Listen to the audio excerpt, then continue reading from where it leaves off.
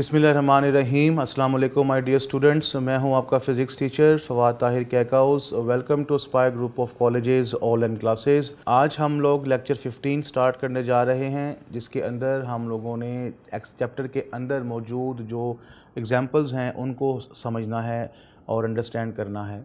Students, numericals आप लोगों ने सारे देखे, उसका 1 बाय 1 सोल्यूशन भी हम लोगों ने देखा। अब हम एग्जांपल्स को देखेंगे जो किताब के अंदर मौजूद हैं, सॉल्व की हुई हैं, लेकिन कुछ बच्चों को समझ में आने में प्रॉब्लम होती है, तो वो इंशाल्लाह बच्चों का प्रॉब्लम क्लियर हो जाएगा। एग्जांपल्स एग्ज़ाम में टेस्ट की जाती हैं, एमसीक्यूज़ के तौर पे भी एग्जांपल्स आ जाती हैं और शॉर्ट क्वेश्चन के तौर पे भी आ जाती हैं, तो ये लाजमी करनी है अगर आपने 100% मार्क्स लेने हैं तो। आइए जी, हम अपने एग्जांपल्स की तरफ बढ़ते हैं। एग्जाम्पल नंबर 1 है जी आपकी, ये कूलम्स लॉ से इसका ताल्लुक़ है जी। चार्जेस है हमारे पास Q1 100 microcoulomb, Q2 50 microcoulomb. Locate किया है इनको एक्स वाई प्लेन के ऊपर, जिनके पोजीशन वेक्टर्स 3J और 4I हैं। The distance are measured in metres. Calculate the force on charge Q2। बेटा अगेन आपको ये देखने के बाद हमारा न्यूमेरिकल नंबर 2 ज़हन में आया होगा।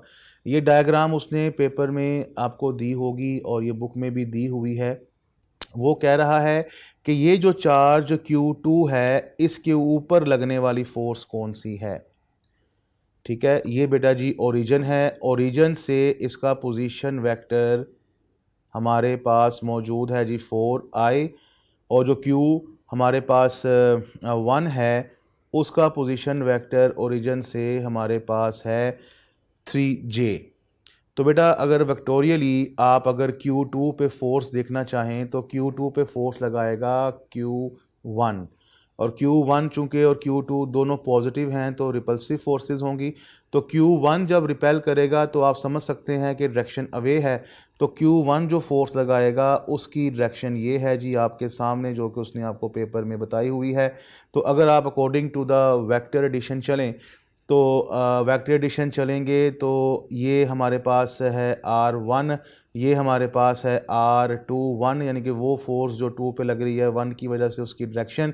तो हम लिख सकते हैं जी कि R1 plus R21 is equals to R2, यानी कि हमें जो है पोजीशन वेक्टर चाहिए। हम हमेशा पोजीशन वेक्टर फाइंड आउट करते हैं।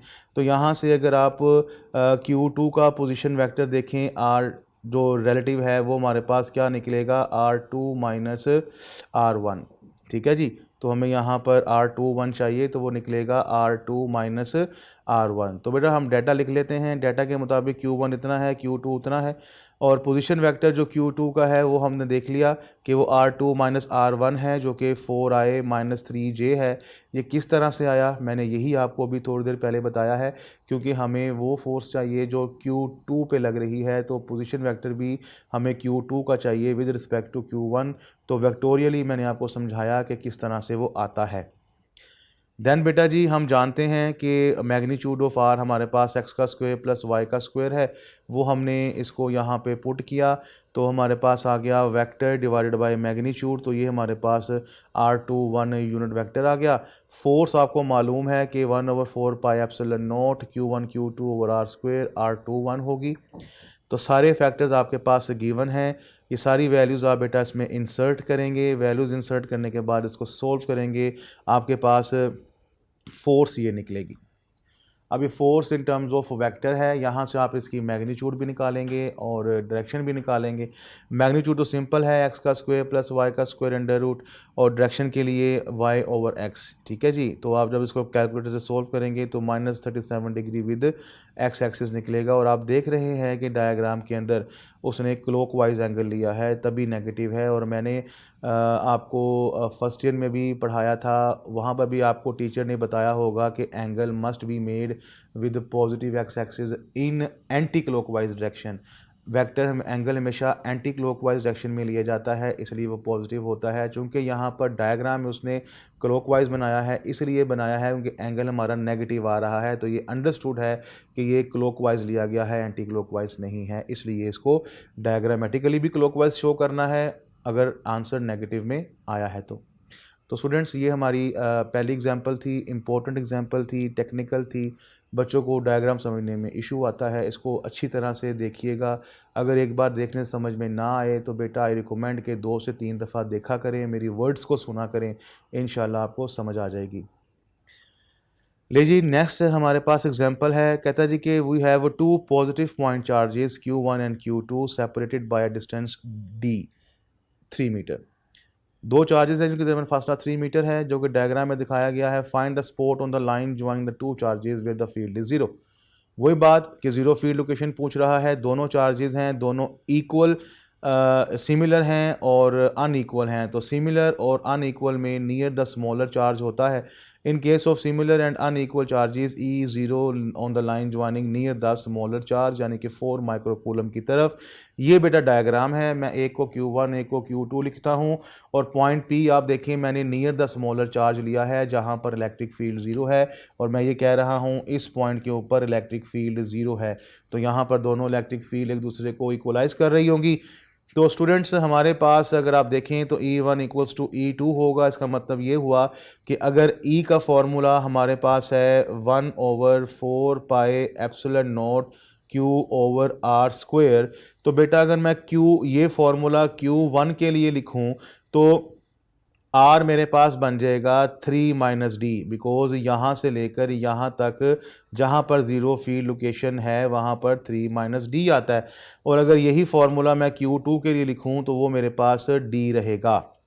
ठीक है स्टूडेंट्स, ये आप डायग्राम में देख रहे हैं कि बिल्कुल हम डायग्राम के मुताबिक डाटा लिख रहे हैं। बाद में बेटा हम इसको सोल्व करेंगे। सोल्व करते करते वही बात कि आप इसको मिड टर्म ब्रेक कर लीजिए।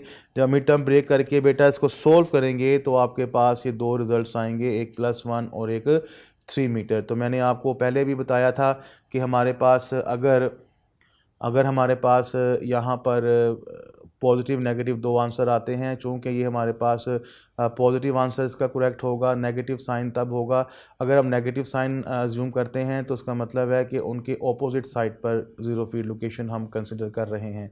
तो 2 पॉसिबिलिटीज़ हैं।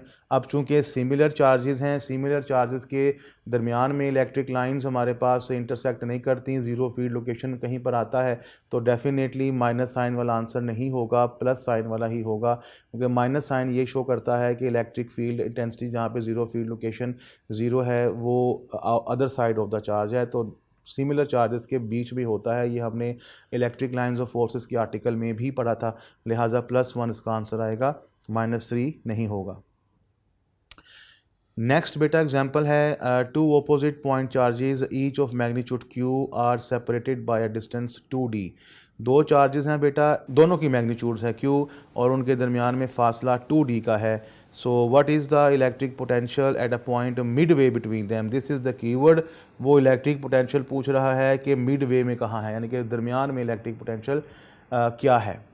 अब बेटा जी हम चूँकि डाटा लिख लेते हैं, तो उसमें हमारे पास चूँकि आपके पास 2 चार्जेस हैं, मैग्नीट्यूड Q है लेकिन ऑपोजिट हैं, तो पोटेंशियल का फार्मूला आपको पता है कि वो 1/4 पाई एप्सिलॉन नॉट Q/R है।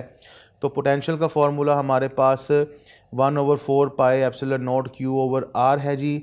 अगर हम ये चार्ज पॉजिटिव लेते हैं तो हम इसको पॉजिटिव कर देंगे, अगर चार्ज नेगेटिव लेते हैं तो जिसको हम नेगेटिव कर देंगे। आप देख रहे हैं यहाँ पर मैंने पॉजिटिव लिया है, यहाँ पर नेगेटिव लिया है।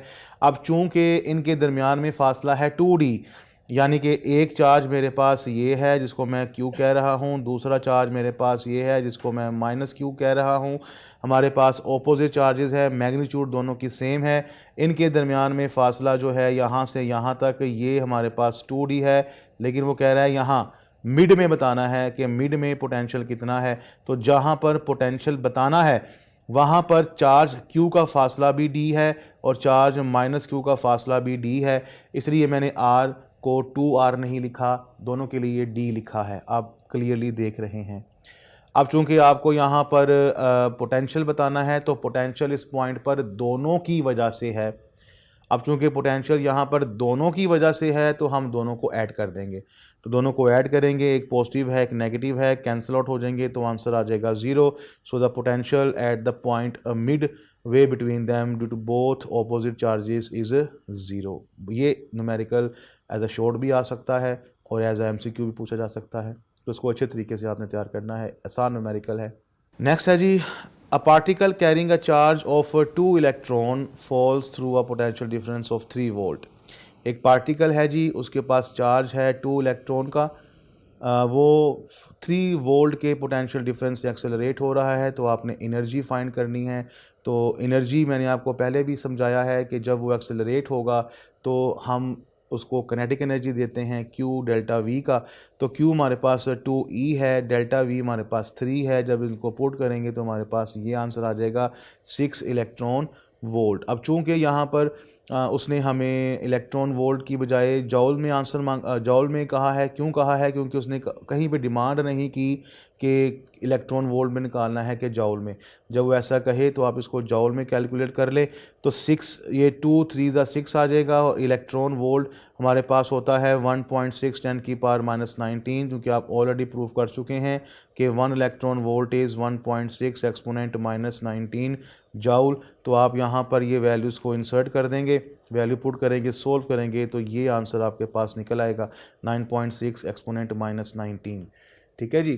तो स्टूडेंट्स, आप कहेंगे कि सर आपने कहा था कि न्यूमेरिकल्स के दौरान के माइक्रो लेवल पे आप जब करें तो हम इसको इलेक्ट्रॉन वोल्ट में निकालेंगे, तो यहाँ पर भी तो हम माइक्रो लेवल पे निकाल रहे हैं। तो बेटा इसका जवाब ये है कि हम उन न्यूमेरिकल्स में उसने हमसे डिमांड कही थी कि इलेक्ट्रॉन वोल्ट में निकालें, इस न्यूमेरिकल में उसने हमसे डिमांड नहीं की कि इलेक्ट्रॉन वोल्ट में निकालें। तो हमें अगर जब वो डिमांड ना करे तो फिर जो ऐसा यूनिट है उसमें ही हमें रहना चाहिए, वो बेटर होता है। इलेक्ट्रॉन वोल्ट में हम जाउल से जाएं और वो डिमांड करे तो फिर हम करते हैं।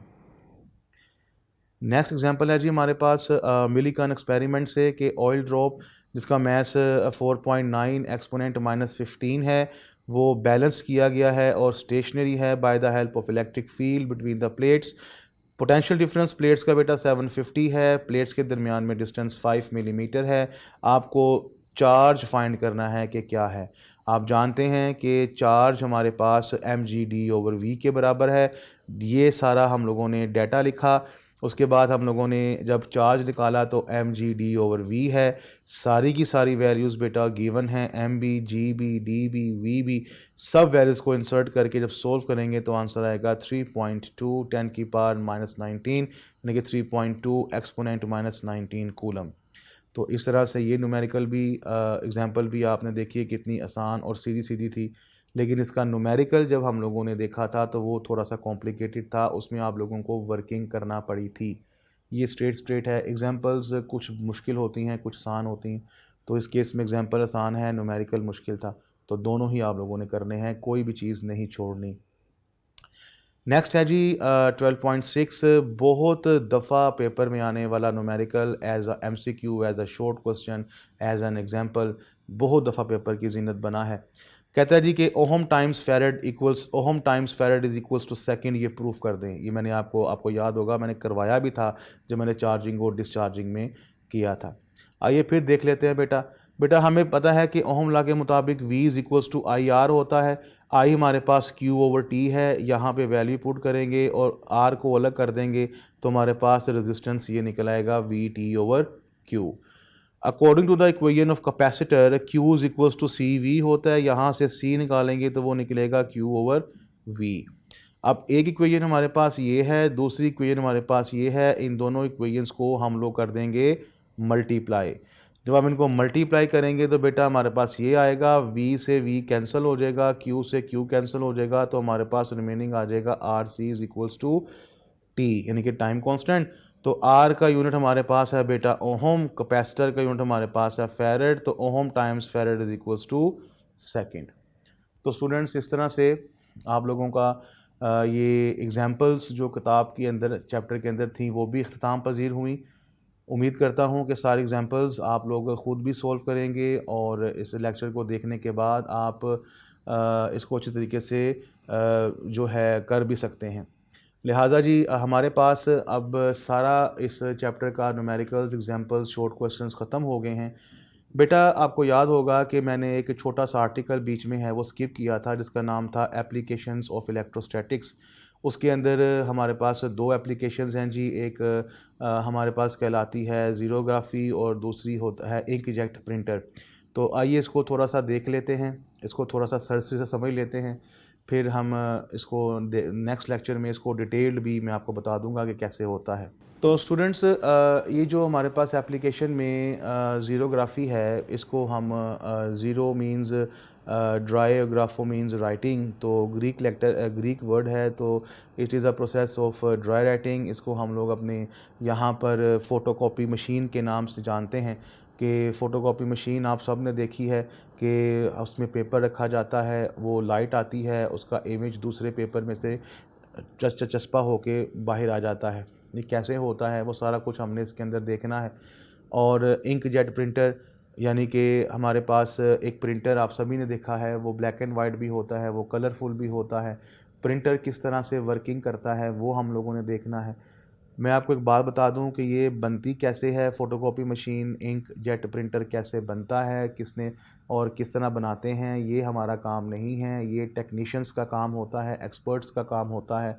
हमारा काम जो फिज़िस्ट होते हैं उनको वर्किंग का पता होना चाहिए कि ये वर्किंग कैसे होती है। हम वर्किंग करते हैं, हम एक्सपर्ट्स इस लिहाज से तो हैं, लेकिन हम उनको डिज़ाइन करने के लिहाज से, उनको बनाने के लिहाज से नहीं हैं। तो अगर आप कहें सर कि हम फ़ोटोकॉपी मशीन कैसे बनाते हैं, प्रिंटर कैसे बनाएंगे, तो ये मैं नहीं आपको बता सकता, ये आपको कोई एक्सपर्ट ही, टेक्नीशियन ही बता सकता है। अब फ़ोटोकॉपी हमारे पास जो इंकजेट प्रिंटर है वो कलरफुल इमेज भी देता है, प्रिंट देता है, और ब्लैक एंड वाइट भी देता है। Normally black and white follow किया जाता है, लेकिन अगर आप कलरफुल प्रिंट चाहिए तो फिर आप इसमें 4 तरह के कलर इस्तेमाल करते हैं, जिसके अंदर CMYK इस्तेमाल किया जाता है। सी होता है सियान, ब्लू कलर का होता है, M मैजेंडा, पर्पल टाइप होता है, Y येलो आप सभी जानते हैं, और K ब्लैक। ये 4 बेसिक कलर्स हैं जी। इन कलर्स की कॉम्बिनेशन से परसेंटेजेस को चेंज करके हम कलरफुल इमेज बनाते हैं। अब स्टूडेंट्स, ये फ़ोटोकॉपी मशीन किस तरह से वर्किंग करती है, इसके अंदर क्या क्या होता है, कौन कौन से पार्ट्स इस्तेमाल होते हैं, कौन कौन सा कंडक्टर इस्तेमाल होता है, और प्रिंटर में क्या क्या हम इस्तेमाल करते हैं, वो इंशाअल्लाह हम डिटेल में अपने नेक्स्ट लेक्चर में देखेंगे। तो तब तक के लिए अपने टीचर को इजाज़त दीजिए। अल्लाह हाफिज़।